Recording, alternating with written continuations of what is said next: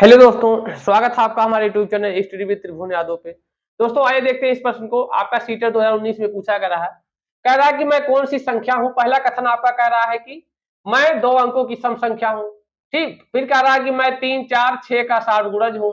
मेरे कुल 9 गुणनखंड हैं। ठीक, यानी 7 गुणज मतलब आपका होता है कि मतलब 3, 4, 6 से विभाज्य है।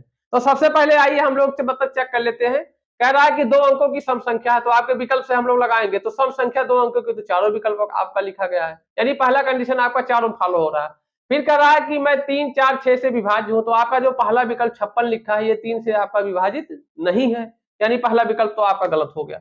अब हमको चेक करना है किसको, ये 3 विकल्प हमको चेक करना है। 3 में कह रहा है कि 3, 4, 6 से, यानी पहले ये 24 आपका 3 से विभाज्य है, 4 से विभाज्य, 6 से। इसके गुणनखंडों की संख्या हम लोग चेक कर लेते हैं। गुणनखंड की संख्या कैसे चेक होती है, ये जो आपका संख्या है यानी 3 गुणे कितना बार लिखा गया है, 2 गुणे 2 गुणे 2, यानी 2 का गुणा 3 बार और 3 का गुणा 1 बार। अब गुणनखंडों की संख्या जब हम लोग निकालते हैं तो ये जो आपकी घात में है उसी में 1 जोड़ेंगे, यानी पहले 2 की घात आपकी 3 थी उसमें 1 जोड़ दिए, फिर गुणे के रूप में 3 की घात में 1 थी उसमें 1 जोड़ के गुणा कर लेंगे, यानी 3 1 4 हो जाएगा और धन ये 2 हो जाएगा। तो गुणे कितना हो जाएगा, ये बीच में गुणा आपका चल रहा है तो आपका हो जाएगा 8, यानी गुणनखंडों की संख्या 8 आ रही है। तो आपका ये बी वाला विकल्प भी गलत हो गया। अब आइए हम लोग सी को चेक कर लेते हैं। सी में आपका 36 है, इसका गुणनखंड कितना होगा, 2 दूना 4 और 3 12 3 36, यानी हो गया 2 के पावर 2 और 3 के पावर 2।